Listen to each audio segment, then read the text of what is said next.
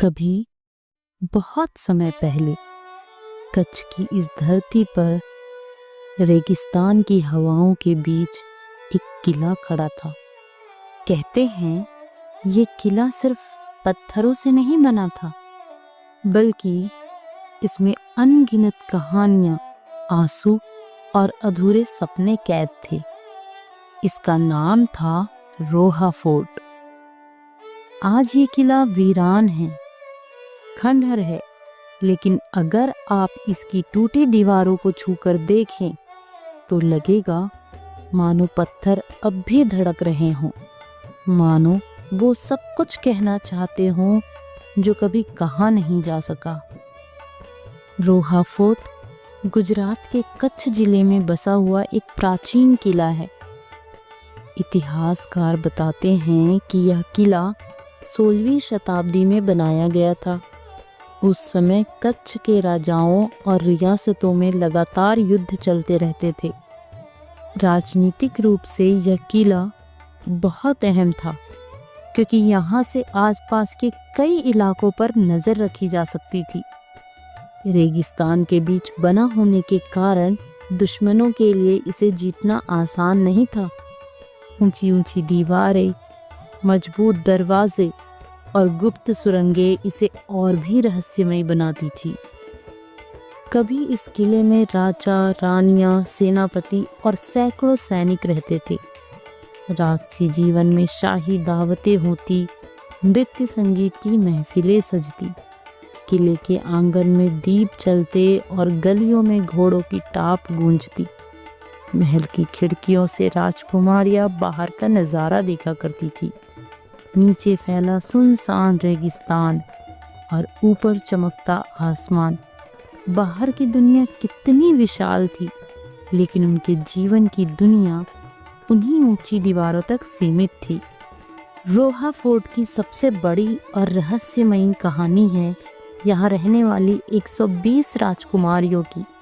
ये राजकुमारियाँ इस किले की शान थी, सुंदर, प्रतिभाशाली और अपने वंश की गौरव गाथा को आगे बढ़ाने वाली।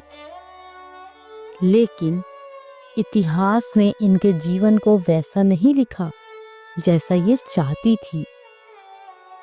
पड़ोसी साम्राज्य के आक्रमण का खतरा हर समय मंडराता था। और फिर एक दिन वो समय आया जब दुश्मन सेनाओं ने इस किले को घेर लिया। किले के सैनिकों ने वीरता से युद्ध किया। तलवारों की टकराहट, तोपों की गड़गड़ाहट और रणभूमि में गूंजती रणध्वनि, सब कुछ उस समय की वीरता का प्रमाण थे। लेकिन दुश्मनों की संख्या अधिक थी। धीरे धीरे किले की सुरक्षा कमजोर पड़ने लगी। राजकुमारियों ने समझ लिया कि अगर किला टूटा तो उनके सम्मान पर संकट आ जाएगा, और तब उन्होंने लिया एक अंतिम और भयावह निर्णय। कहा जाता है कि उस दिन किले में 120 राजकुमारियों ने सामूहिक रूप से जौहर किया, अर्थात उन्होंने अपने प्राण अग्नि को समर्पित कर दिए ताकि दुश्मन उन्हें छू भी न सके। उस रात रोहा फोर्ट की दीवारें सिर्फ पत्थरों से नहीं, बल्कि चित्कारों से गूंज उठी थी। लपटें आसमान को छू रही थी और आग के धुएं में जैसे उन 120 राजकुमारियों की आत्माएं हमेशा के लिए बंध गई। आज भी स्थानीय लोग कहते हैं कि रात के समय इस किले में अजीब आवाज़ें सुनाई देती है। कभी धीमी हंसी, कभी पायल की झंकार, कभी किसी की रोने की सिसकी। कुछ लोगों का दावा है कि उन्होंने किले की टूटी खिड़कियों से सफ़ेद परछाइयों को गुजरते देखा है, मानो वो 120 राजकुमारियाँ अब भी अपनी अधूरी कहानी सुनाने के लिए भटक रही हों। रोहा फोर्ट हमें याद दिलाता है कि सत्ता और शक्ति कितनी भी बड़ी क्यों ना हो, लेकिन समय के सामने सब मिट जाता है। महल खंडहर बन जाते हैं, साम्राज्य बिखर जाते हैं, लेकिन बलिदान और पीड़ा की कहानियाँ हमेशा जीवित रहती है। आज ये किला टूटा हुआ है, लेकिन इसकी खामोश दीवारें अब भी बोलती है। अगर आप ध्यान से सुने तो आपको वो आवाजें जरूर सुनाई देगी जो सदियों पहले जौहर की आग में दब गई थी। अगर आप रोहा फोर्ट के खंडहरों में कदम रखें तो सबसे पहले आपको इसकी ऊंचाई और फैलाव देखकर हैरानी होगी। यह किला एक पहाड़ी पर बनाया गया था ताकि दूर दूर तक दुश्मन की गतिविधियों पर नजर रखी जा सके। ऊंची दीवारें, विशाल दरवाजे और पत्थरों से बनी मजबूत नींव, सब कुछ यह साबित करता है कि इसे बनाते समय राजाओं ने न सिर्फ सुरक्षा बल्कि शान और गौरव का भी ध्यान रखा था। किले के चारों ओर मोटी दीवारें थी।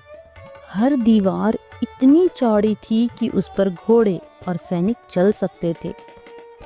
दरवाजों पर लोहे की किलें लगी थी ताकि हाथियों से भी उन्हें तोड़ा ना जा सके। स्थानीय लोग बताते हैं कि रोहा फोर्ट के अंदर कई गुप्त सुरंगें थी। कहा जाता है कि ये सुरंगें किले को आसपास के गांव और रेगिस्तानी रास्तों से जोड़ती थी। इन सुरंगों का इस्तेमाल आपातकालीन परिस्थितियों में भागने या रसद पहुंचाने के लिए किया जाता था। लेकिन आज इन सुरंगों का अधिकांश हिस्सा बंद हो चुका है। कुछ जगह सिर्फ पत्थरों का ढेर दिखता है तो कहीं गहरी अंधेरी खाई जिसमें झांकने की हिम्मत कम ही लोग कर पाते हैं। गांव के बुजुर्ग कहते हैं इन सुरंगों में अभी भी रहस्य दबे हुए हैं। जो भी इन्हें खोजने की कोशिश करता है वो लौटकर वापस नहीं आता। किले के अंदर कई महलनुमा हिस्से बने थे। राजा और रानियों के रहने के लिए अलग अलग महल, राजकुमारियों के लिए विशाल आंगन और सैनिकों के लिए अलग बैरक। महलों की दीवारों पर बारीक नक्काशी और चित्रकारी हुआ करती थी। आज वो रंग फीके पड़ चुके हैं, लेकिन अगर ध्यान से देखें तो उनमें अब भी कला की झलक मिलती है।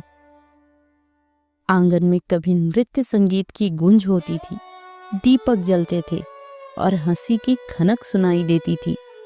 आज वही आंगन सूना है, बस हवाएं हैं जो उन पुराने सुरों को अपने साथ उड़ाकर ले जाती हैं। रोहा फोर्ट सिर्फ इतिहास नहीं बल्कि डरावनी कहानियों का भी गढ़ है। लोगों का कहना है कि रात के समय यहाँ अजीब घटनाएं घटती है। कोई कहता है कि उसने टूटी खिड़कियों से सफेद कपड़ों में औरतों को गुजरते देखा है, तो कोई दावा करता है कि रात के सन्नाटे में पायल की आवाज सुनाई देती है। कुछ लोग बताते हैं कि जब वो यहाँ रात बिताने की कोशिश करते हैं तो उन्हें कोई अदृश्य ताकत जगाकर बाहर खदेड़ देती है। स्थानीय बच्चों को अब भी डराया जाता है, रात को रोहा फोर्ट मत जाना वरना वहाँ की रानियां तुम्हें अपने साथ बुला लेंगी। गांव में एक और दिलचस्प किंवदंती सुनाई जाती है। कहा जाता है कि जब 120 राजकुमारियों ने जौहर किया तो उन्होंने जाते जाते इस किले को शाप दिया था। जिस तरह हमारी जिंदगी अधूरी रह गई, वैसे ही इस किले का वैभव अधूरा रहेगा। यह कभी फिर से नहीं बस पाएगा। शायद यही कारण है कि किला कभी दोबारा नहीं बस पाया। जो भी यहाँ आकर बसने की कोशिश करता है, कुछ ही समय में इसे छोड़कर चला जाता है। अगर आप ध्यान से देखें तो किले की दीवारों पर अब भी तलवारों और तोपों के निशान मौजूद है। पत्थरों पर पड़ी दरारें, टूटी बुर्जियां और जली हुई दीवारें, सब कुछ उस समय की भीषण युद्ध की गवाही देते हैं। ये दीवारें मानो बोल रही हो, हाँ हमने खून देखा है, हाँ हमने मौत देखी है, और हाँ हमने बलिदान भी देखा है। कुछ साहसी लोग अब भी इस किले को देखने आते हैं।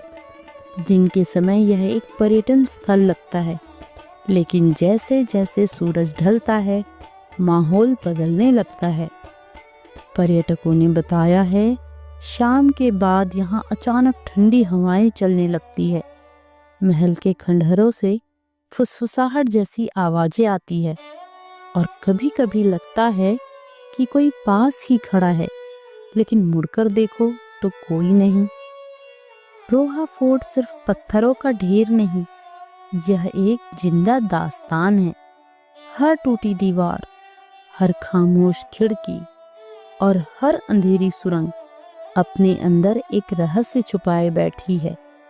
यह किला हमें याद दिलाता है, इतिहास सिर्फ पढ़ा नहीं जाता, इसे महसूस भी किया जाता है। कच्छ की धरती हमेशा से रहस्यमयी रही है। यहाँ की रेत, यहाँ की हवाएं और यहाँ की संस्कृतियाँ, सब में एक अलग ही जादू है। रोहा फोर्ट सिर्फ एक किला नहीं था, बल्कि कच्छ की कला, संस्कृति और परंपराओं का जीवंत प्रतीक था। कहा जाता है कि जब यह किला बसता था, तब यहाँ मेले, उत्सव और लोकगीतों की गूंज सुनाई देती थी। किले की दीवारें न सिर्फ युद्ध देखती थी, बल्कि नृत्य, संगीत और लोक कला की झंकार भी महसूस करती थी। कच्छ की पहचान उसके लोकगीतों और भजनों से है। रोहा फोर्ट के आंगन में अक्सर लोक गायक ढोलक, मंजीरे और रावण हट्टा की धुन पर राजाओं और रानियों के सामने प्रस्तुतियां देते थे। एक लोकप्रिय लोकगीत आज भी गाया जाता है, जिसमें 120 राजकुमारियों की कहानी सुनाई जाती है।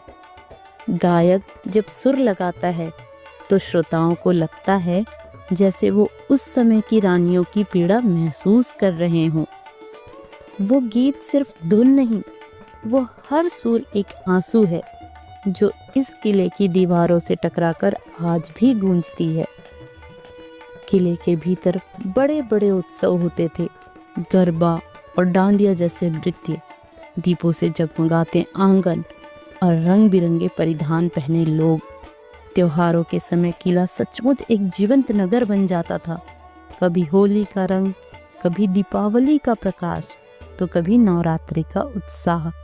लेकिन इन सब के बीच यह किला हमेशा शक्ति और साहस का प्रतीक बना रहा। कच्छ की सबसे बड़ी पहचान उसकी कारीगरी है। यहाँ की कढ़ाई, बंधनी और कशीदाकारी पूरे भारत में मशहूर है। रोहा फोर्ट की महलों में जब रानियां सजती संवरती थी, तो वे इन्हीं पारंपरिक वस्त्रों और आभूषणों को धारण करती थी। महलों की दीवारों पर की गई नक्काशी और चित्रकारी भी कच्छ के कलाकारों की अद्भुत प्रतिभा को दर्शाती थी। आज जब कोई पर्यटक इन खंडहरों में घूमता है, तो उसे लगता है जैसे हर पत्थर पर किसी शिल्पकार का स्पर्श अब भी जीवित है। कच्छ की संस्कृति सिर्फ राजघरानों तक सीमित नहीं थी। यहाँ सूफी संतों और लोक कवियों का भी बड़ा प्रभाव रहा। कहा जाता है कि रोहा फोर्ट के पास कई सूफी संतों ने साधना की थी। उनकी कव्वालियाँ और शायरी उस समय के लोगों को जीवन, प्रेम और भक्ति का संदेश देती थी। लोक कवि हरमदान जी का नाम यहाँ विशेष रूप से लिया जाता है। उन्होंने रोहा फोर्ट की त्रासदी पर गहरे गीत लिखे, जिन्हें आज भी गांव-गांव में गाया जाता है। कच्छ की महिलाएं अपनी शक्ति और त्याग के लिए जानी जाती है। रोहा फोर्ट की 120 राजकुमारियां इसका सबसे बड़ा प्रमाण है। उनकी कहानी आज भी यहाँ की महिलाओं को साहस और आत्मसम्मान की मिसाल देती है। कई स्थानीय महिलाएं जब लोकगीत गाती हैं, तो उनकी आंखों में वही पीड़ा झलकती है जो सदियों पहले उन राजकुमारियों ने महसूस की होगी। रोहा फोर्ट सिर्फ सांस्कृतिक केंद्र ही नहीं, बल्कि व्यापार का भी एक प्रमुख स्थल था। दूर दूर से व्यापारी यहाँ आते थे। घोड़े, ऊंट, कपड़े, नमक और मसाले, हर चीज़ यहाँ बेची और खरीदी जाती थी। इन व्यापारिक मेलों में लोक कला, नृत्य और संगीत का भी समावेश होता था। यह किला उस समय कच्छ की समृद्धि और खुशहाली का केंद्र था। आज भी जब आप रोहा फोर्ट जाते हैं तो आसपास के गांव में यह परंपराएं जीवित मिलती है। गांव की महिलाएं अब भी पारंपरिक कढ़ाई करती हैं, बच्चे अब भी लोकगीत गाते हैं और बुजुर्ग अब भी इस किले की कहानियां सुनाते हैं। मानो यह किला अब भी जिंदा है, बस इसके पत्थर और दीवारें खामोश हो गई है। रोहा फोर्ट हमें सिर्फ युद्ध और त्रासदी की याद नहीं दिलाता, यह हमें कच्छ की समृद्ध संस्कृति, कला और परंपराओं की झलक भी दिखाता है। यह किला सिर्फ खंडहर नहीं, यह एक जीवित विरासत है जो आज भी लोकगीतों, नृत्यों और कहानियों में सांस ले रही है। रोहा फोर्ट कभी शौर्य और संस्कृति का प्रतीक था, लेकिन हर साम्राज्य की तरह इस किले का वैभव भी समय के साथ कम होने लगा। युद्धों, सत्ता संघर्ष और बदलते राजनीतिक हालातों ने किले को धीरे धीरे कमजोर कर दिया। कच्छ पर जब बाहरी आक्रमणकारियों की नजरें पड़ी तो रोहा फोर्ट को कई बार युद्धों का सामना भी करना पड़ा। लेकिन सबसे बड़ी चोट उस घटना ने दी जब 120 राजकुमारियों ने आत्म बलिदान किया। उस दिन से यह किला मानो अपनी आत्मा खो बैठा। कच्छ का इलाका हमेशा से रणनीतिक दृष्टि से महत्वपूर्ण रहा है। अरब सागर से नज़दीकी होने के कारण यहाँ व्यापारिक गतिविधियाँ होती थी।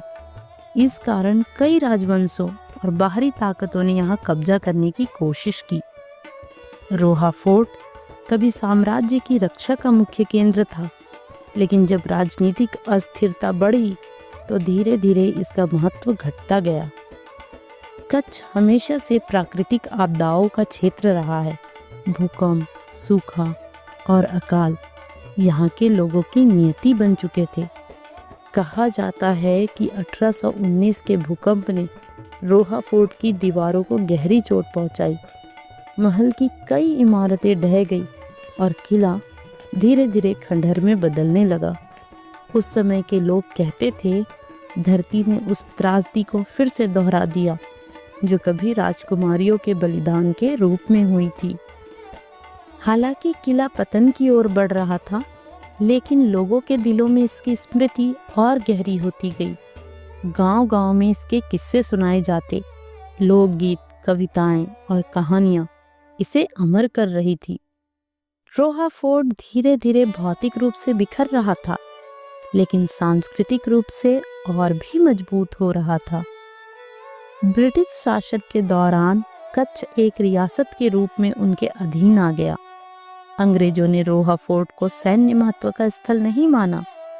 उनके लिए यह किला केवल एक पुराना खंडहर था, लेकिन वहीं स्थानीय लोग अब भी इसे अपनी अस्मिता और गौरव का प्रतीक मानते रहे। आज रोहा फोर्ट खंडहरों में बदल चुका है।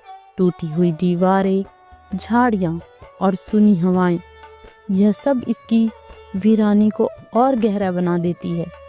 लेकिन इतिहासकारों, पर्यटकों और स्थानीय लोगों के लिए यह जगह अब भी पवित्र है, क्योंकि हर पत्थर, हर टूटी दीवार एक कहानी कहती है।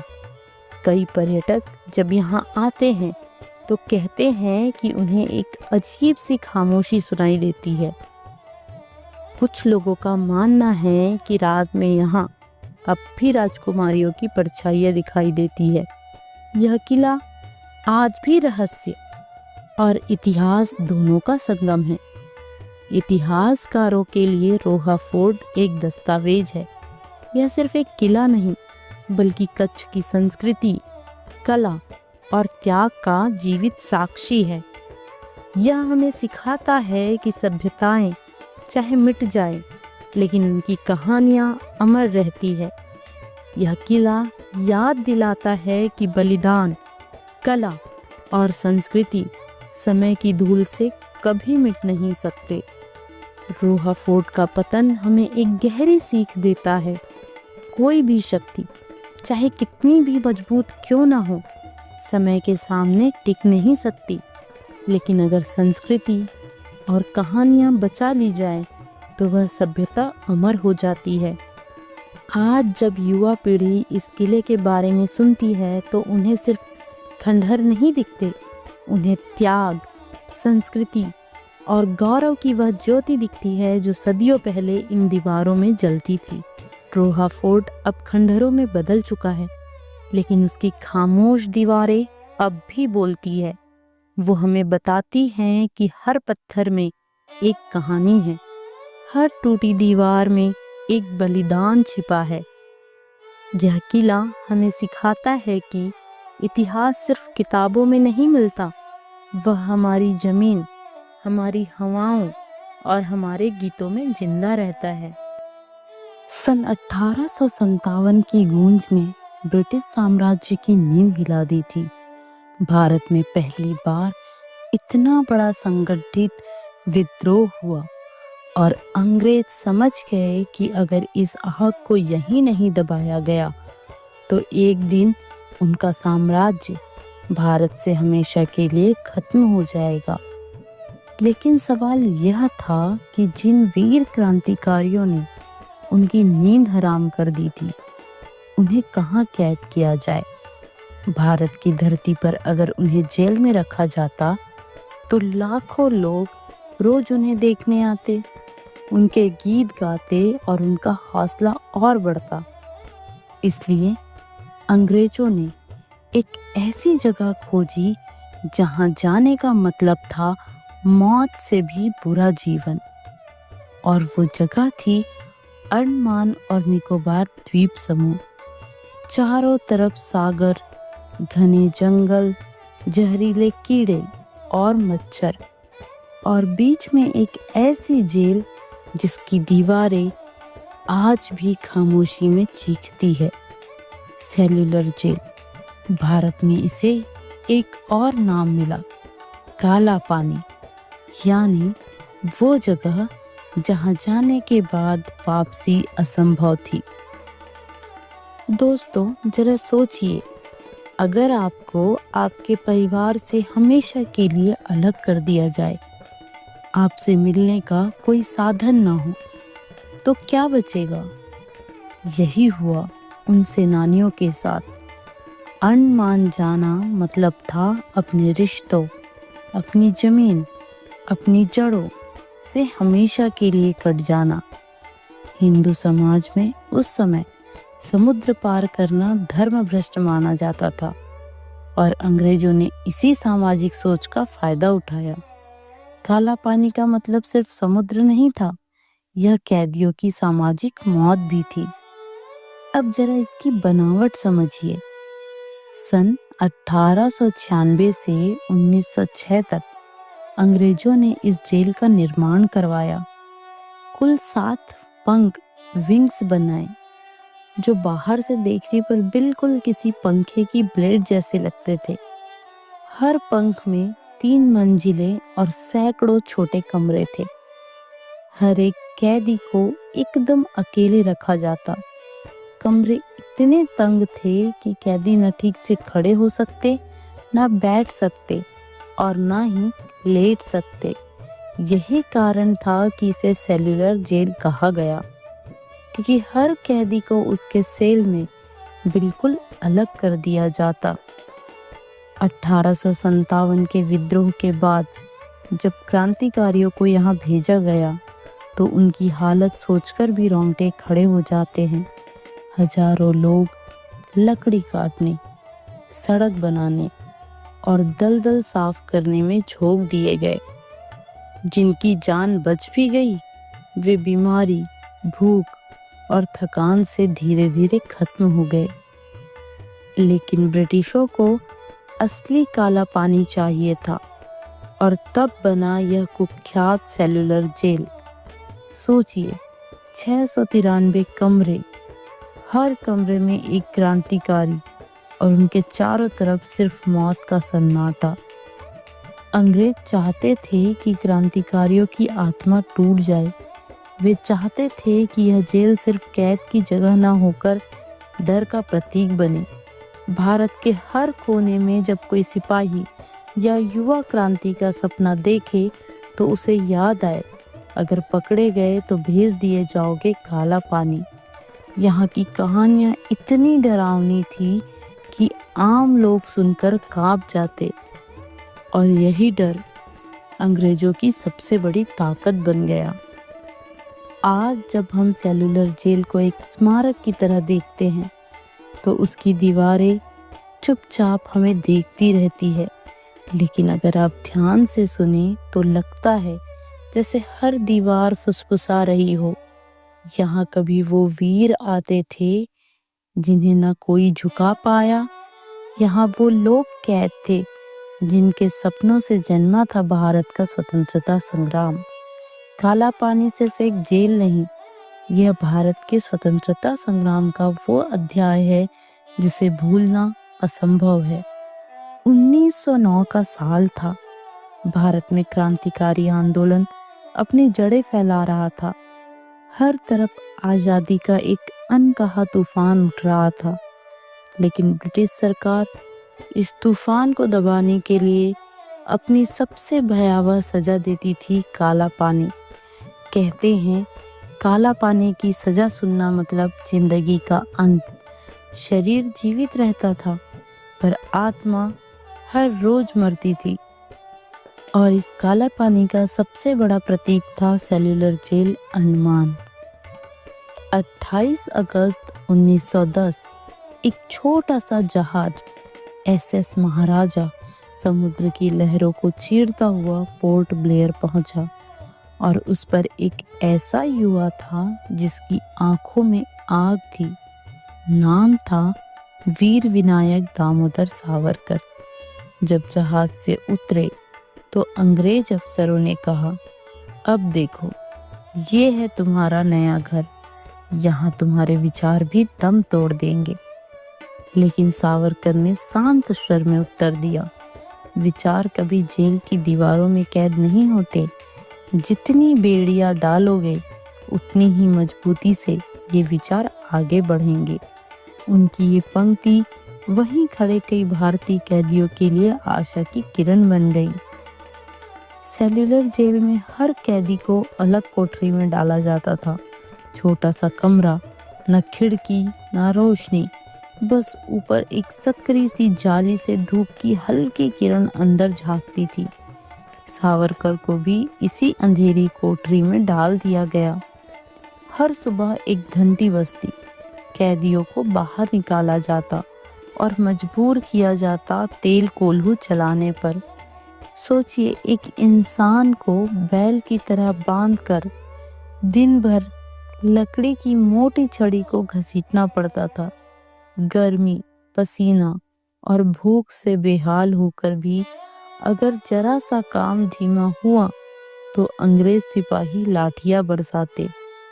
सावरकर रोज ये सब झेलते, लेकिन कहते, मेरी पीड़ा से बड़ी पीड़ा है भारत माँ की गुलामी।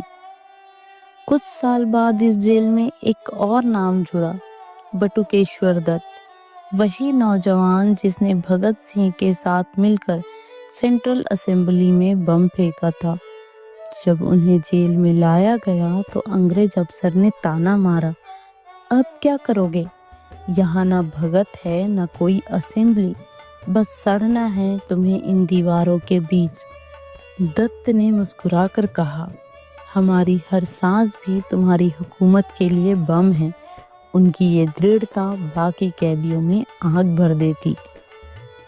इस जेल में सिर्फ सावरकर या दत्त नहीं थे, यहाँ अनुशीलन समिति के कई क्रांतिकारी, बंगाल और पंजाब के दर्जनों नौजवान, और यहाँ तक कि कुछ साधु और संत भी थे जिनका अपराध सिर्फ इतना था कि वे भारत की आज़ादी का सपना देखते थे। बारिन घोष, जो अरविंदो घोष के छोटे भाई थे, उन्हें भी यहीं डाला गया। उनका काम था साथियों को मानसिक रूप से मजबूत करना। वे कहते, भाई, यहाँ दीवारें जरूर ऊंची है, लेकिन इन दीवारों से ऊंचे हमारे इरादे हैं। सेल्युलर जेल को मानव नरक कहना गलत नहीं होगा। कैदियों को दिन में 12 से 14 घंटे तक तेल पेरने का काम कराया जाता। खाने में सिर्फ सड़ा चावल और पानी में तैरते कीड़े मिलते। बीमार पड़ने पर दवा नहीं दी जाती। सर्दी गर्मी में न कपड़ा न बिस्तर।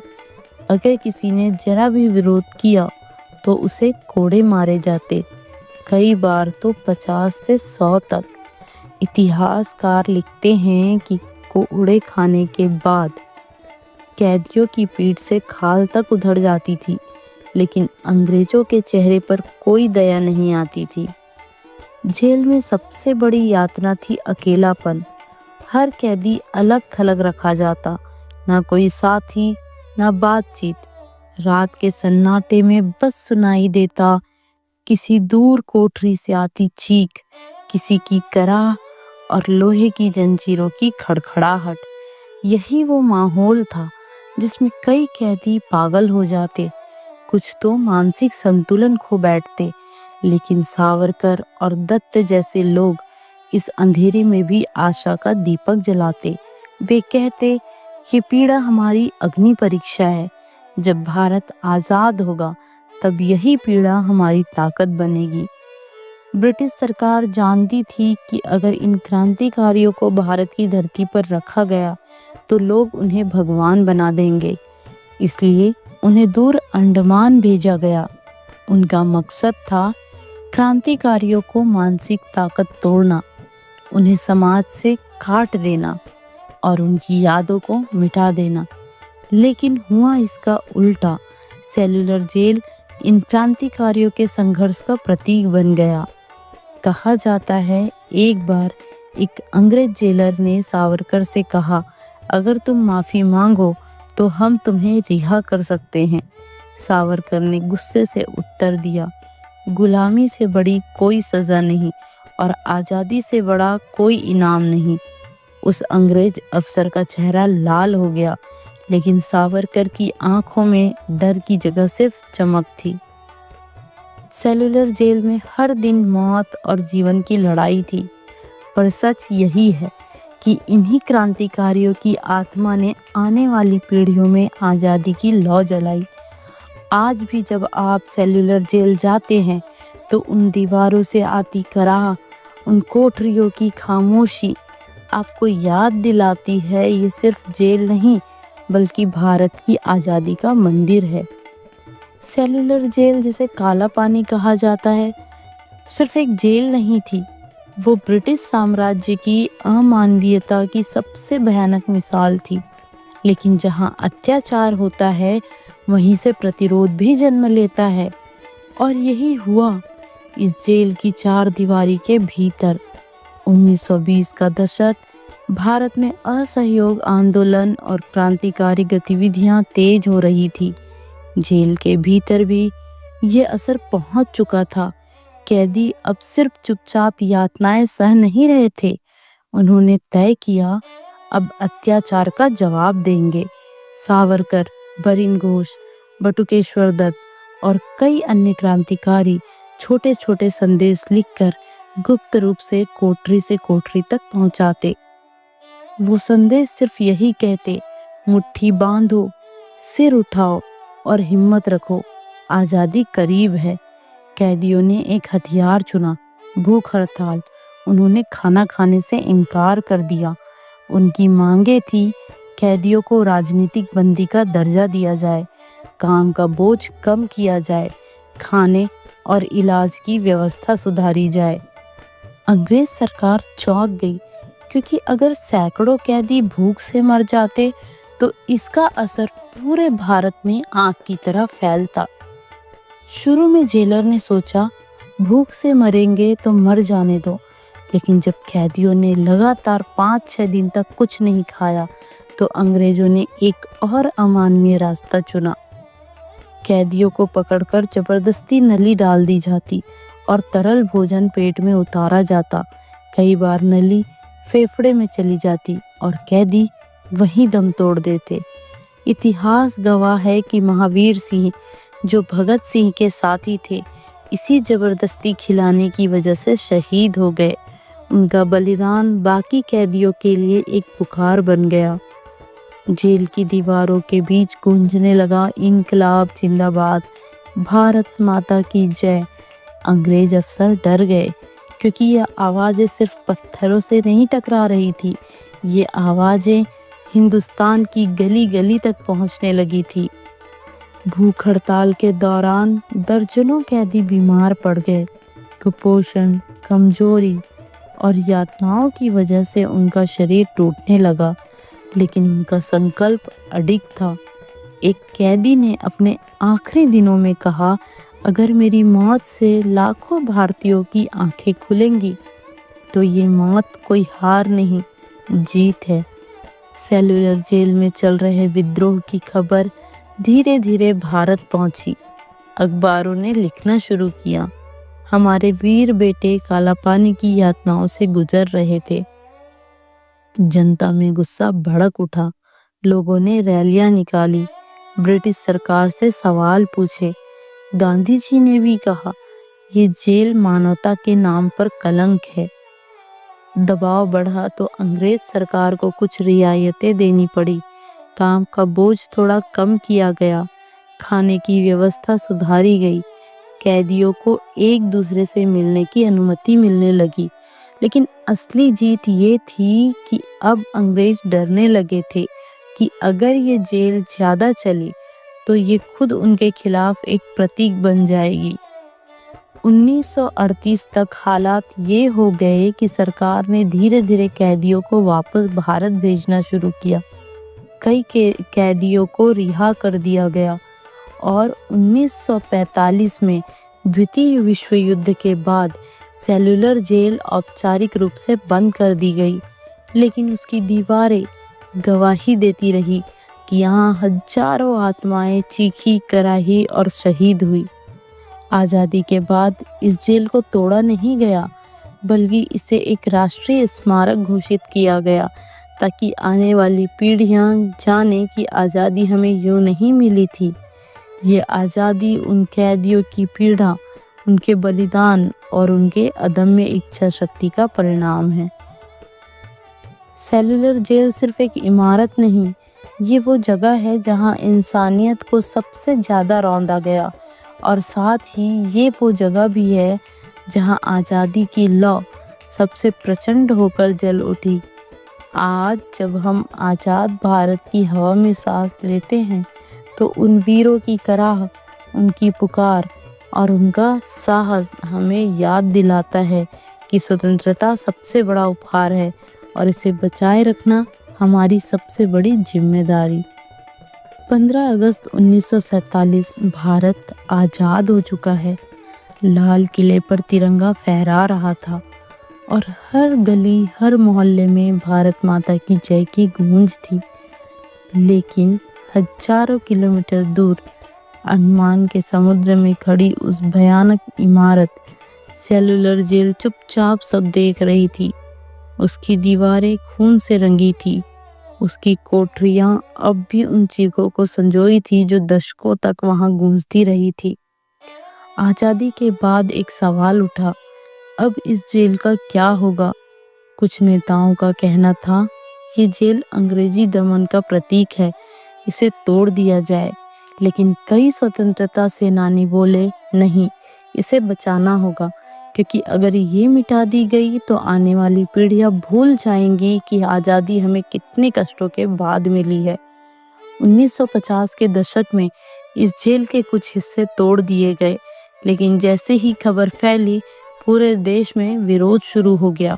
स्वतंत्रता सेनानियों ने सरकार को चिट्ठियां लिखी, रैलियां की और कहा, ये जेल हमारा तीर्थ स्थान है, इसे मत तोड़ो। आखिरकार सरकार को मानना पड़ा और जो हिस्सा बचा था उसे राष्ट्रीय स्मारक घोषित करने की प्रक्रिया शुरू हुई। 1979 में तत्कालीन प्रधानमंत्री मोरारजी देसाई ने आधिकारिक तौर पर इसे राष्ट्रीय स्मारक घोषित किया। अब ये जेल सिर्फ ईंट और पत्थरों की इमारत नहीं रही, बल्कि ये स्वतंत्रता का प्रतीक स्थल बन गई। कई जीवित बचे स्वतंत्रता सेनानी दशकों बाद यहाँ लौटे। उन्होंने अपनी कोठरी देखी, उस फांसी घर को देखा जहाँ उनके साथियों को शहीद कर दिया गया था। एक बूढ़े सेनानी की आंखों से आंसू छलक रहे थे।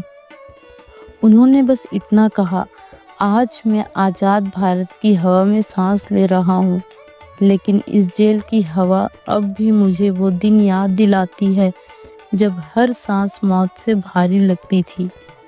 आज सेल्युलर जेल अंडमान की राजधानी पोर्ट ब्लेयर में खड़ा है। यहाँ एक संग्रहालय है जहाँ आप क्रांतिकारियों की तस्वीरें और उनके संघर्ष की झलक देख सकते हैं।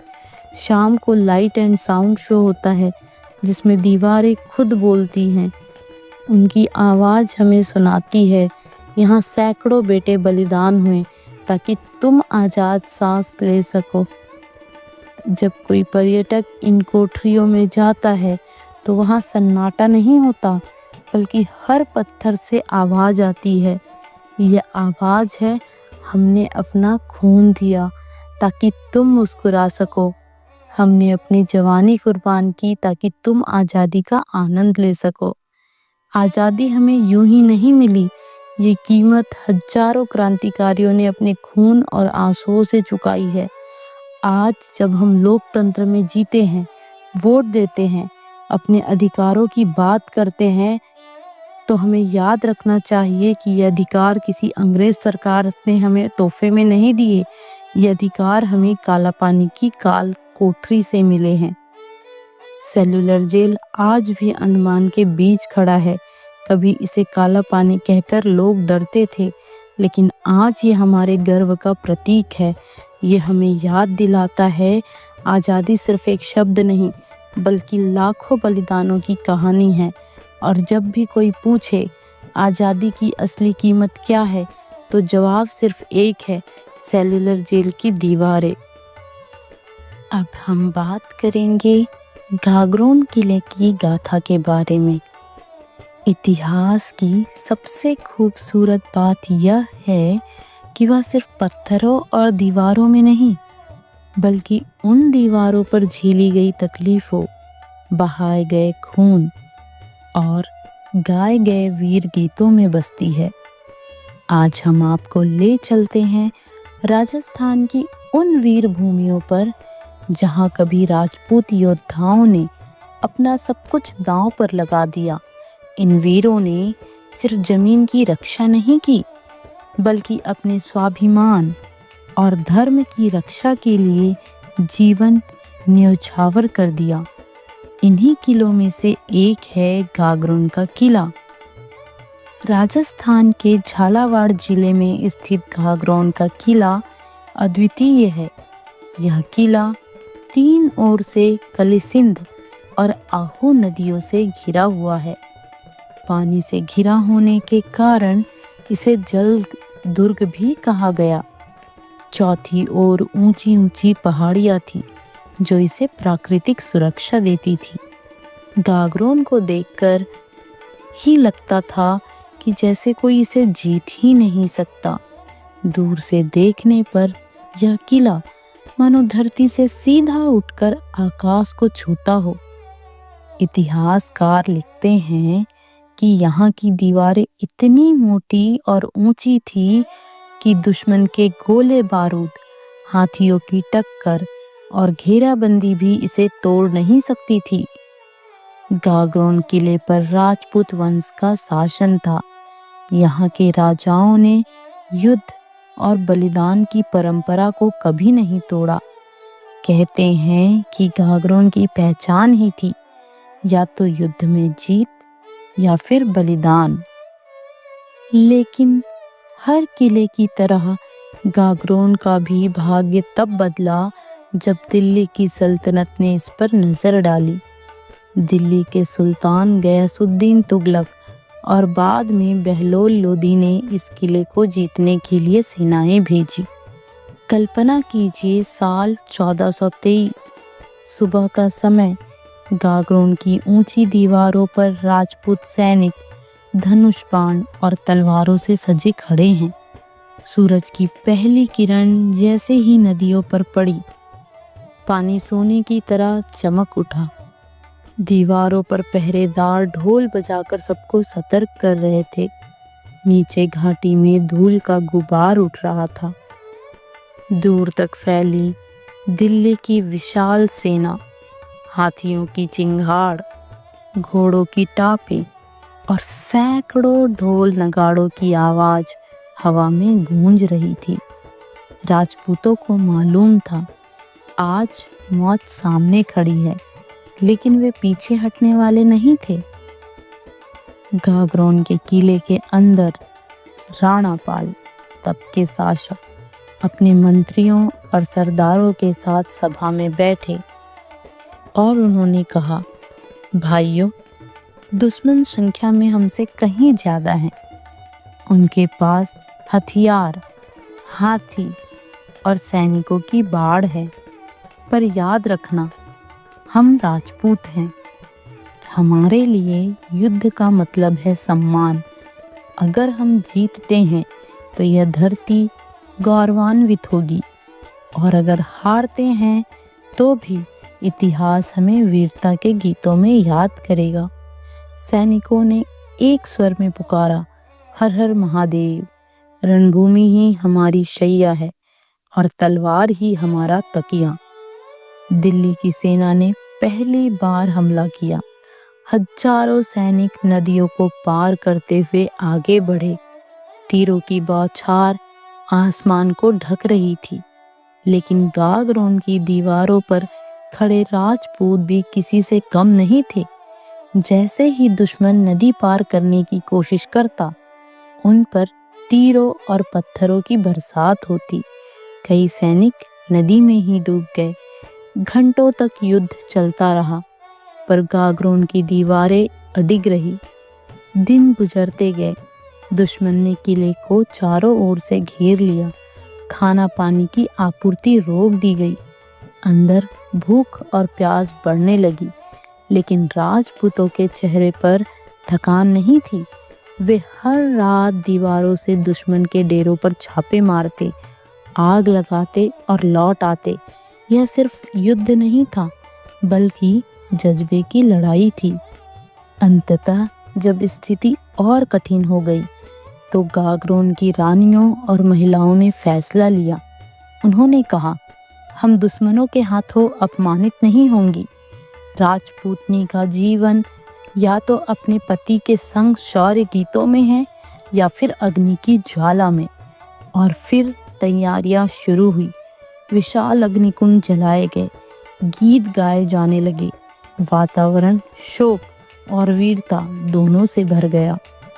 अगली सुबह गागरोन के राजपूत योद्धाओं ने केसरिया बाना पहन लिया, तलवारों को प्रणाम किया और फिर दरवाजे खोलकर दुश्मन पर टूट पड़े।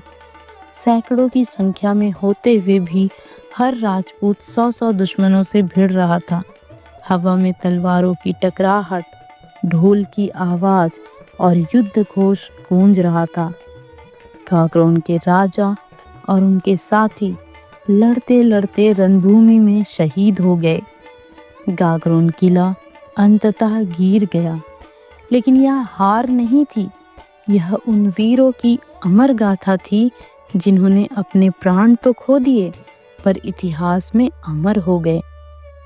आज भी जब गागरोन किले की दीवारों पर खड़े होकर कोई नदी की ओर देखता है, तो मानो तलवारों की झंकार और योद्धाओं की हुंकार सुनाई देती है। गागरोन किला सिर्फ एक पत्थरों का ढांचा नहीं था, बल्कि यह राजपूती शौर्य और बलिदान का प्रतीक था। राजस्थान का यह किला दिल्ली सल्तनत के लिए हमेशा आंखों की किरकिरी बना रहा। दिल्ली की गद्दी पर बैठा हर सुल्तान सोचता था कि अगर गागरोन उसके कब्जे में आ गया, तो वह पूरे मालवा और राजस्थान पर नियंत्रण जमा लेगा। लेकिन राजपूत योद्धाओं की तलवारें हर बार उसकी महत्वाकांक्षाओं को धूल चटाती रही। दिल्ली में तब तुगलक वंश का शासन था। गयासुद्दीन तुगलक ने जब अपनी शक्ति बढ़ानी शुरू की, तो उसकी नज़र सीधे राजस्थान की ओर गई। उसने अपने सेनापतियों से कहा, राजस्थान पर काबू पाना है तो पहले गागरोन को तोड़ना होगा। जब तक यह किला राजपूतों के हाथ में है, तब तक हमारी शक्ति अधूरी है। यही कारण था कि दिल्ली की सेना बार बार गागरोन की ओर चढ़ाई करती रही। किले की दीवारों पर दिन रात चौकसी रहती थी। पहरेदार हर पहर ढोल बजाते ताकि हर सैनिक सतर्क रहे। किले के अंदर के मंदिरों में आरती गूंजती थी और साथ ही अस्त्र शस्त्रों की तैयारी भी होती थी। राजपूत योद्धा जानते थे कि उनकी संख्या कम है, लेकिन उनका साहस असीमित है। उनके लिए हर युद्ध आखिरी युद्ध था। रानी और महिलाएं भी किले की तैयारी में योगदान देती। वे योद्धाओं के लिए भोजन, शस्त्र और कवच तैयार करती और अगर जरूरत पड़े तो वे स्वयं तलवार उठाने से भी पीछे नहीं हटती। गयासुद्दीन तुगलक ने विशाल सेना भेजी। हाथियों और घोड़ों की टापों से धरती कांप उठी। गागरोन की नदियां जैसे युद्ध के लिए ही बह रही थी। दिल्ली की सेना ने चारों ओर से किले को घेर लिया। नगाड़ों और शंखों के बीच पहला हमला शुरू हुआ। हजारों सैनिक नदी पार करने लगे, लेकिन जैसे ही वे पानी में उतरे, किले की दीवारों से तीरों की वर्षा शुरू हो गई। पत्थरों और उबलते तेल तक का इस्तेमाल किया गया। नदी का पानी सैनिकों के खून से लाल हो गया। पहला हमला बुरी तरह विफल हुआ। सीधे युद्ध में असफल होने के बाद दिल्ली की सेना ने चाल चली। उन्होंने किले को चारों ओर से घेर लिया और खाने पीने की आपूर्ति रोक दी। यह रणनीति थी, अगर तलवार से नहीं जीते तो भूख प्यास से हराओ। दिन बीते, हफ्ते बीते, किले के अंदर अनाज कम पड़ने लगा, लेकिन राजपूतों का साहस कम नहीं हुआ। वे कहते, भूख से मरना स्वीकार है, लेकिन आत्मसमर्पण करना नहीं। हर रात छोटे छोटे दल किले से निकलकर दुश्मन के डेरों पर छापा मारते, आग लगाते और दुश्मनों को हड़काकर लौट आते। इससे दिल्ली की सेना लगातार परेशान होती रही। तुगलक वंश के बाद जब दिल्ली की गद्दी पर बहलोल लोदी आया, तो उसने भी गागरोन पर हमला किया। उसका मानना था कि अगर गागरोन पर कब्जा मिल जाए तो राजस्थान की शक्ति टूट जाएगी। बहलोल लोदी ने भारी सेना के साथ गागरोन को घेर लिया। कई महीनों तक यह युद्ध चलता रहा।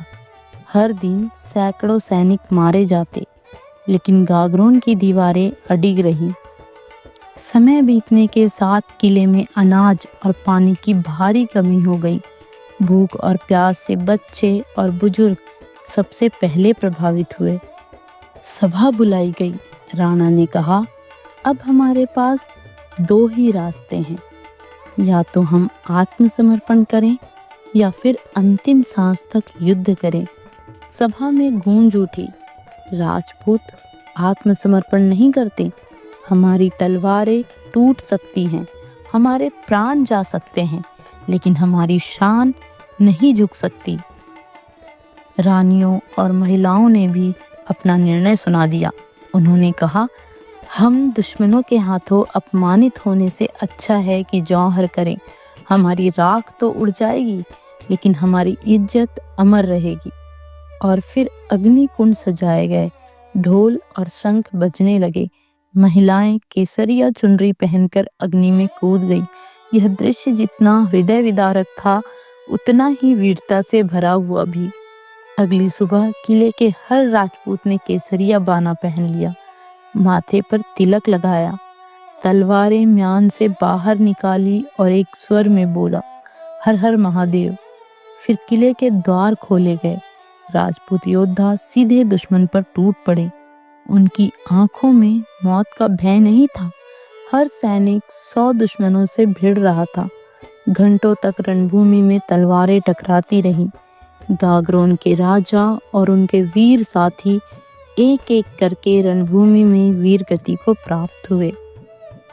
आखिरकार गागरोन किला सल्तनत के हाथों चला गया, लेकिन यह जीत भी हार जैसी थी, क्योंकि दिल्ली की सेना ने जीत तो हासिल की, पर उसके हजारों सैनिक मारे गए। गागरोन का इतिहास बार बार यही साबित करता रहा कि यह किला सिर्फ पत्थरों का नहीं था, बल्कि यह अमर बलिदान का प्रतीक था। आज भी गागरोन किले की दीवारें उस जौहर की गवाही देती है। जब कोई पर्यटक इन दीवारों पर खड़ा होकर चारों ओर देखता है तो उसे मानो तलवार की झंकार और वीरता के गीत सुनाई देते हैं। गागरोन किले का इतिहास यहीं समाप्त नहीं होता। यह किला पराजित तो हुआ, लेकिन इसकी आत्मा कभी नहीं हारी। यह वही स्थान बन गया जहां बार बार युद्ध हुए, बार बार रक्त बहा, लेकिन हर बार यह राजपूती वीरता का गवाह बना रहा। दिल्ली सल्तनत ने जब गागरोन पर कब्जा किया तो उसने सोचा अब यह किला हमेशा हमारा रहेगा। लेकिन राजस्थान की मिट्टी इतनी आसानी से गुलाम नहीं होती। गागरोन का नियंत्रण जितना दिल्ली के लिए कठिन था, उतना ही उसे बनाए रखना भी।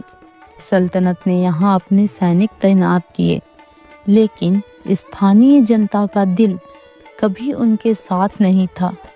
गांव-गांव में राजपूती योद्धा छिपे रहते और हर अवसर पर सल्तनत की सेना को चुनौती देते। दिल्ली सल्तनत के बाद जब मालवा के सुल्तान ने गद्दी संभाली तो उसकी नज़र भी गागरोन पर पड़ी। मालवा का सुल्तान होशंग शाह और बाद में महमूद खिलजी दोनों ने गागरोन को अपनी शक्ति का केंद्र बनाने की कोशिश की। उनके लिए यह किला एक सैन्य चौकी से अधिक था। गागरोन पर अधिकार का मतलब था राजस्थान और मालवा दोनों की नाक पर कब्जा।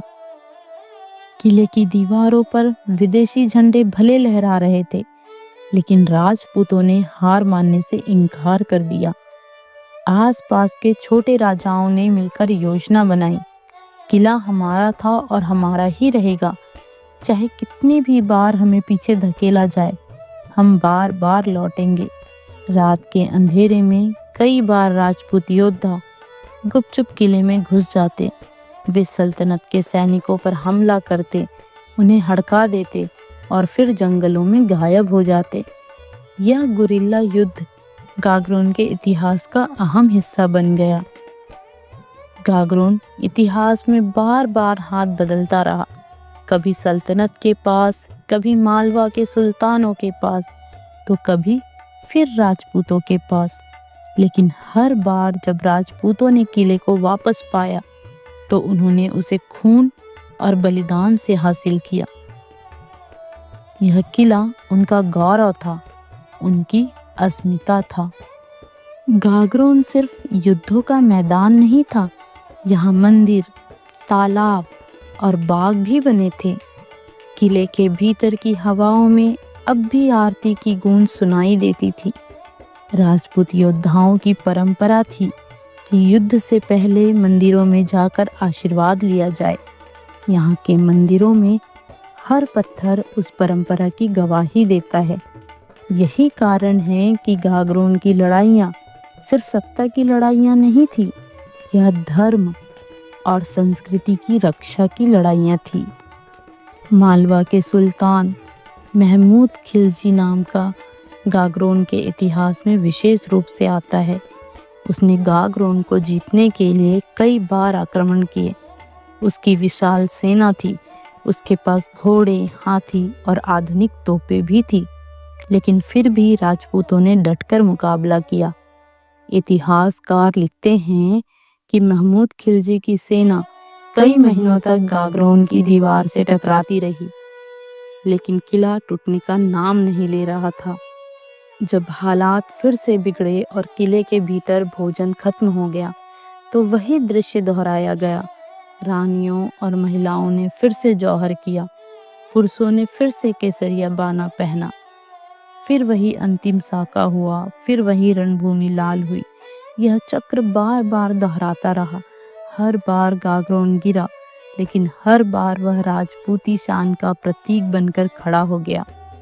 इतिहासकार कहते हैं, गागरोन किले ने सिखाया कि हारना और टूटना अलग चीज़ है।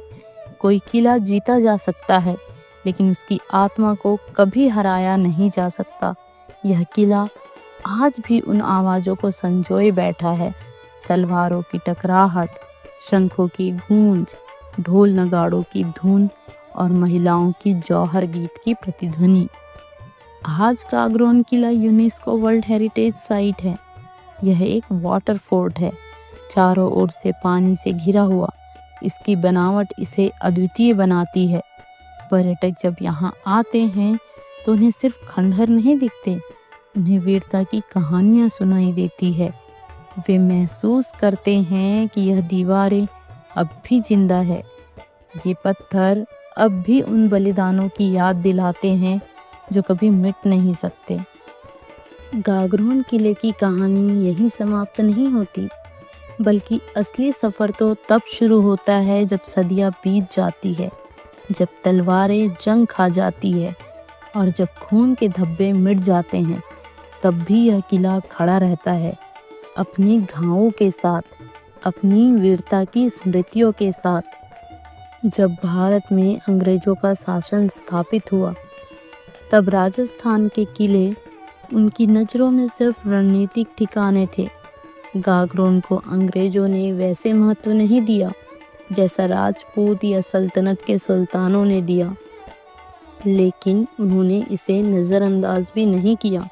यह किला उनके लिए एक ऐसा प्रतीक बन गया था जो यह बताता था कि भारत की मिट्टी ने कितनी बार आक्रमणकारियों को ललकारा है। कहा जाता है कि कई अंग्रेज अधिकारी जब यहाँ आए तो वे इसकी दीवारों को देखकर ठहर गए। उन्होंने लिखा, यह किला हमें याद दिलाता है कि राजपूतों की लड़ाई कभी केवल जमीन के लिए नहीं थी, बल्कि आत्मसम्मान के लिए थी। 1947 में आज़ादी मिलने के बाद गागरोन किला एक ऐतिहासिक स्मारक के रूप में पहचाना जाने लगा।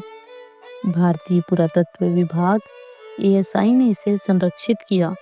धीरे धीरे यह जगह सिर्फ इतिहासकारों के लिए नहीं, बल्कि आम लोगों के लिए भी प्रेरणा का केंद्र बन गई। आज भी स्थानीय लोग इसे वीरता का किला कहते हैं। 2013 में गागरोन किले को यूनेस्को विश्व धरोहर स्थल घोषित किया गया। यह केवल इसलिए नहीं कि यह वास्तुकला का अद्भुत नमूना है, बल्कि इसलिए भी कि यह किला जौहर और साके की अमर गाथाओं को अपने भीतर समेटे बैठा है। गागरोन एक वाटर फोर्ट है, यानी चारों ओर से पानी से घिरा हुआ। ऐसे किले बहुत दुर्लभ हैं। राजस्थान में इसे देखकर हर कोई चकित रह जाता है कि इतनी दूर रेगिस्तान की भूमि में इतना अद्भुत जल आधारित किला कैसे खड़ा हो सकता है। आज गागरोन सिर्फ एक खंडहर नहीं है, यह टाइम मशीन है। जब कोई सैलानी इन दीवारों को छूता है तो उसे लगता है जैसे वह अचानक 700 साल पीछे चला गया हो। वह देख सकता है महल की छत पर खड़े राजपूत सैनिक, हाथ में तलवार थामे वीर योद्धा, मंदिरों में गूंजती आरती और कहीं दूर रणभूमि में उड़ता धुआं।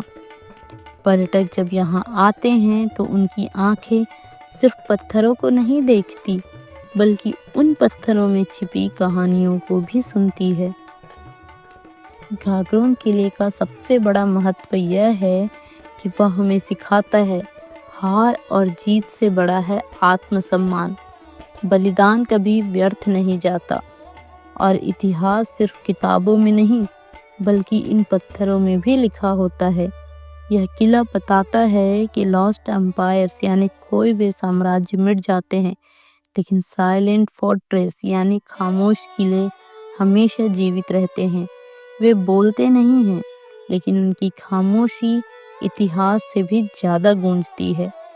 गागरोन किला हमें बार बार यही याद दिलाता है कि कोई भी ताकत, चाहे कितनी बड़ी क्यों ना हो, इंसान की आत्मा और उसकी आज़ादी की प्यास को कभी पराजित नहीं कर सकती।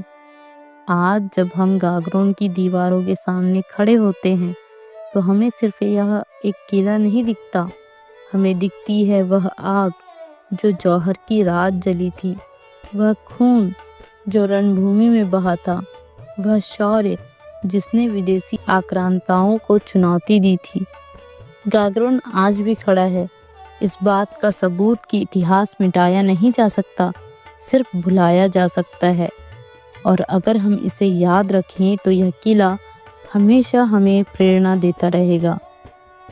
कभी कभी इतिहास हमें ऐसे आईने दिखाता है जिनमें झांक कर हम समझ पाते हैं कि इंसान कितनी बार वही गलतियां दोहराता है। साम्राज्य उठते हैं, चमकते हैं और फिर धूल में मिल जाते हैं। महलों के झूमर बुझ जाते हैं, दरबारों की गूंज थम जाती है और शाही गलियारों में सिर्फ सन्नाटा रह जाता है। गागरोन का किला, रोहा के वीरों का त्याग और सेल्यूलर जेल की दीवारें, ये सब उस चक्र के गवाह हैं जिसमें साम्राज्य जन्म लेते हैं और फिर मिट जाते हैं। और यही है इतिहास का सबसे गहरा सबक, कुछ भी स्थायी नहीं है। सोचिए, मौर्य साम्राज्य जिसने लगभग पूरे भारतीय उपमहाद्वीप को एक झंडे के नीचे एकजुट किया था, उसकी गूंज आज सिर्फ किताबों और टूटे स्तंभों में बची है। गुप्त साम्राज्य जिसे भारत का स्वर्ण युग कहा गया, वह भी आक्रमणों और आंतरिक बिखराव में ढह गया। मुगल जिनके ताजमहल और लाल किले आज भी शान से खड़े हैं, उनके दरबार कब के वीरान हो चुके हैं। इतिहासकार कहते हैं साम्राज्य 4 चरणों से गुजरते हैं। पहला है उत्थान, जब लोग एकता और साहस के बल पर कुछ नया रचते हैं। दूसरा शक्ति के शिखर, जब कला, संस्कृति और वैभव अपनी ऊंचाइयों पर होता है। तीसरा पतन की शुरुआत, जब अहंकार, भ्रष्टाचार और आंतरिक कलह प्रवेश करते हैं।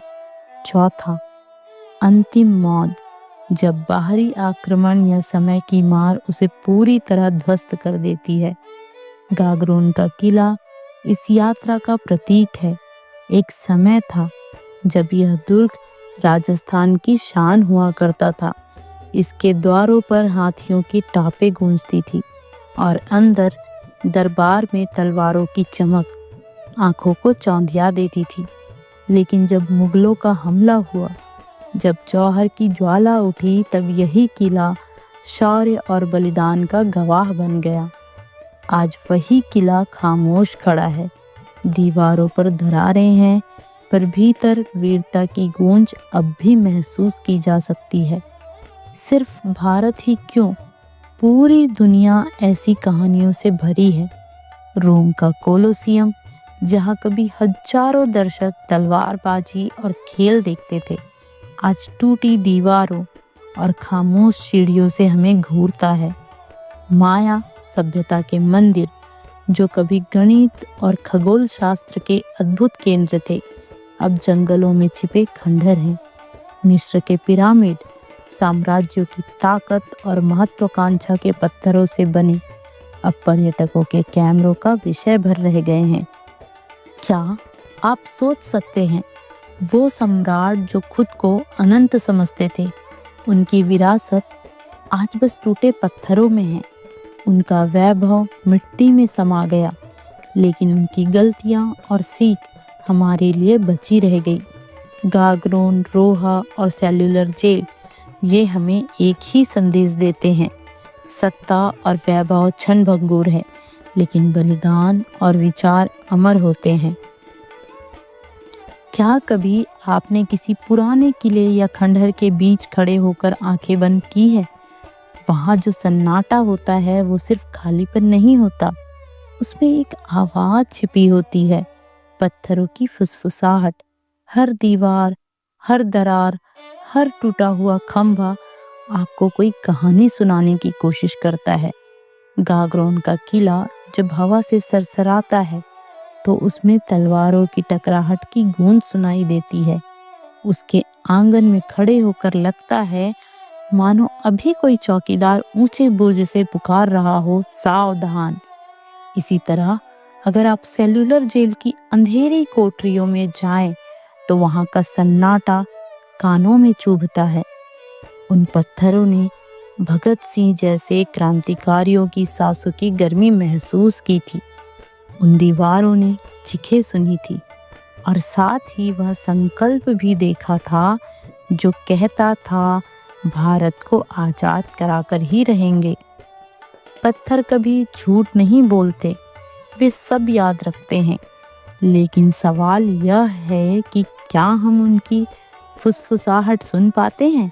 क्योंकि हमारी भागदौड़ भरी जिंदगी में हम अक्सर इतिहास को बीती हुई बात समझकर नज़रअंदाज कर देते हैं। पत्थरों की ये फुसफुसाहट हमें बताती है कि साम्राज्य सिर्फ ताकत से नहीं टिकते, वो टिकते हैं न्याय, ईमानदारी और जन समर्थन से। जैसे ही शासक अपने लोगों की पीड़ा भूल जाते हैं, साम्राज्य का पतन शुरू हो जाता है। याद कीजिए रोमन साम्राज्य को, जहां अमीरी और ऐशो आराम ने शासकों को इतना अंधा कर दिया कि गरीबों की आवाज़ दब गई। नतीजा, साम्राज्य भीतर से खोखला हो गया और बाहरी हमलों के सामने टिक न सका। याद कीजिए गुप्त साम्राज्य को, जो ज्ञान और संस्कृति का शिखर था, लेकिन जैसे ही एकता टूटी, आक्रमणकारियों ने उसे निगल लिया। गागरोन के किले के पत्थर भी हमें यही सिखाते हैं। वो कहते हैं वीरता महान है, लेकिन अगर भीतर एकता ना हो तो बाहरी हमला जीत जाता है। और सेल्यूलर जेल के पत्थर कहते हैं दमन और अत्याचार कभी भी स्थायी नहीं रह सकते, बलिदान और संकल्प ही इतिहास बदलते हैं। सोचिए, आज हम मोबाइल और इंटरनेट की दुनिया में जी रहे हैं। हमें लगता है हम इतिहास से बहुत आगे निकल आए हैं, लेकिन क्या सच में? क्या आज भी हम वही गलतियां नहीं दोहरा रहे? लालच, विभाजन, सत्ता की भूख, क्या ये फिर से हमारे समाज की नींव को खोखला नहीं कर रहे? अगर हम सच में भविष्य बनाना चाहते हैं तो हमें पत्थरों की फुसफुसाहट सुननी होगी, उनसे सीखना होगा, वरना कल हमारी इमारतें भी खंडहर बन जाएगी और आने वाली पीढ़ियां हमारे बारे में सिर्फ इतना कहेंगी, उन्होंने सीखा नहीं।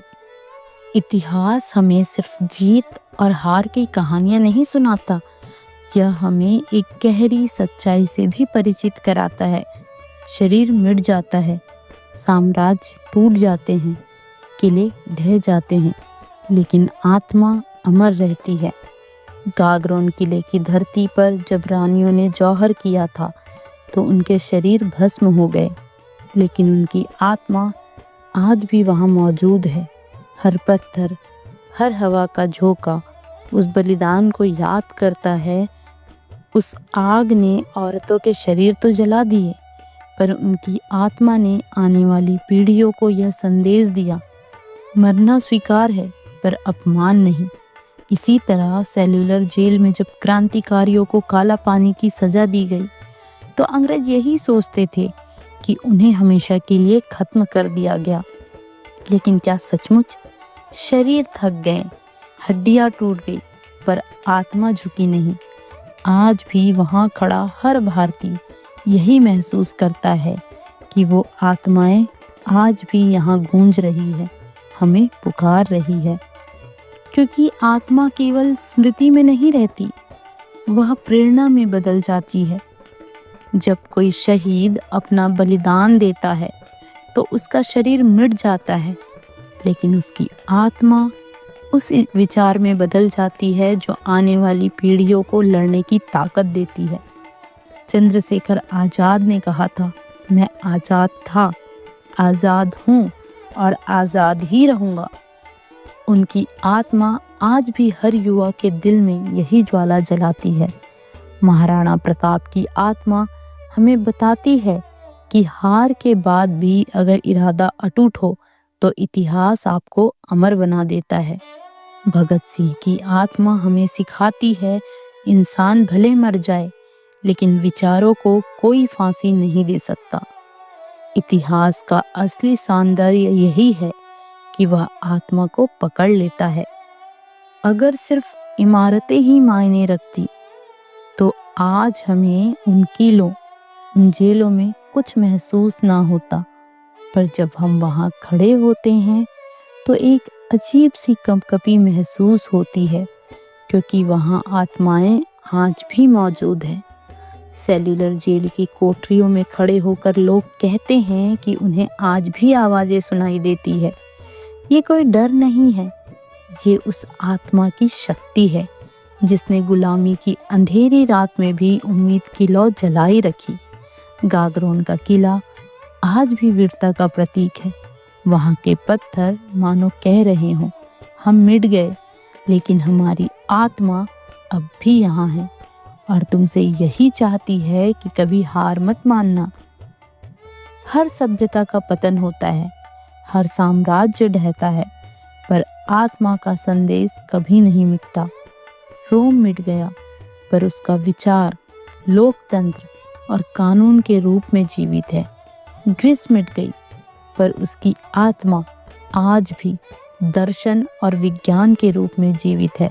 भारत गुलाम हुआ, लेकिन इसकी आत्मा आज भी सत्यमेव जयते के रूप में जीवित है। तो असल सवाल यह है कि क्या हम अपनी आत्मा को आने वाली पीढ़ियों तक पहुंचा रहे हैं या सिर्फ कंक्रीट की इमारतें खड़ी कर रहे हैं जो कल टूट जाएंगी। यही है आत्मा का अमरत्व, जो कभी हारता नहीं, कभी मिटता नहीं, वो सिर्फ रूप बदलता है और समय की धारा में आगे बढ़ता है। इतिहास एक गहरी किताब है, इसकी हर पंक्ति में हमें एक सबक देती है और हर मिटा हुआ साम्राज्य हमें यह बताता है समय से बड़ा कोई नहीं।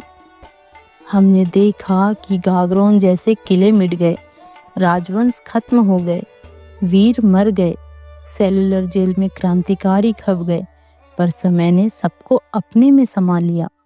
समय का यही सबसे बड़ा सत्य है, वह किसी को नहीं छोड़ता। राजा भी उसके सामने झुकता है और आम आदमी भी। साम्राज्य भी उसी धूल में मिल जाते हैं जिसमें एक साधारण किसान की झोपड़ी मिलती है।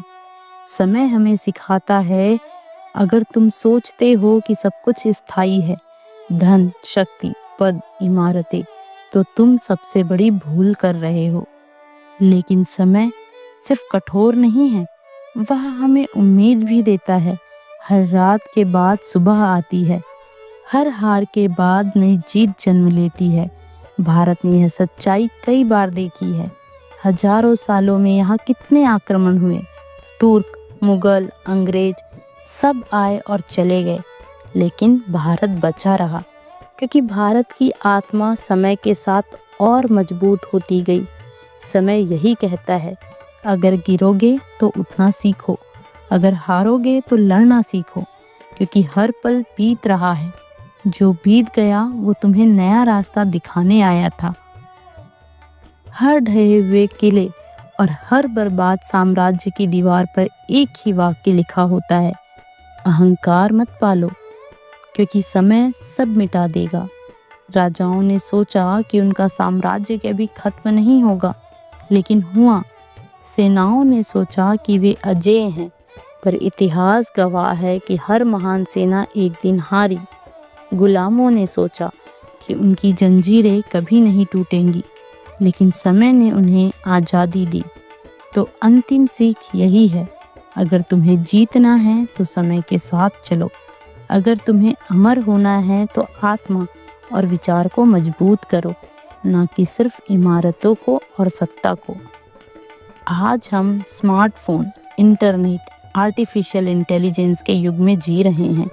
हमें लगता है हम बहुत महान हो गए हैं, पर सच यही है कि आज से 500 साल बाद शायद हमारी भी कोई याद न रखे, लेकिन अगर हमने कोई विचार, कोई मूल्य, कोई ऐसी रचना दी जो आने वाली पीढ़ियों को राह दिखाएगी, तो वही हमारी असली अमरता होगी। समय हमें यही कहना चाहता है, अपनी जिंदगी ऐसे जियो कि जब तुम ना रहो तो तुम्हारी आत्मा आने वालों को प्रेरणा देती रहे। साम्राज्य टूटते हैं, किले ढहते हैं, शरीर मरते हैं, पर आत्मा और विचार अमर रहते हैं। और समय की धारा हमें यही समझाती है कि असली ताकत बाहर की चीज़ों में नहीं, बल्कि भीतर की रोशनी में है। यही है समय की अंतिम सीख, जो खुद को समझ लेता है वो समय को जीत लेता है। इसलिए दोस्तों, जब भी आप किसी पुराने किले की टूटी दीवार देखें या किसी वीर गाथा की धुंधली पंक्तियां पढ़ें, तो याद रखिएगा, ये पत्थर चुप हैं, लेकिन इनकी खामोशी में सदियों की आवाज़ें कैद है। अगर आपको यह कहानी अच्छी लगी हो तो वीडियो को लाइक और शेयर कीजिए और चैनल को सब्सक्राइब करना ना भूलें, क्योंकि आने वाले समय में हम और भी अनकही अनसुनी कहानियाँ लेकर आएंगे। तब तक इन वीरों की याद अपने दिल में जिंदा रखिए। जय हिंद।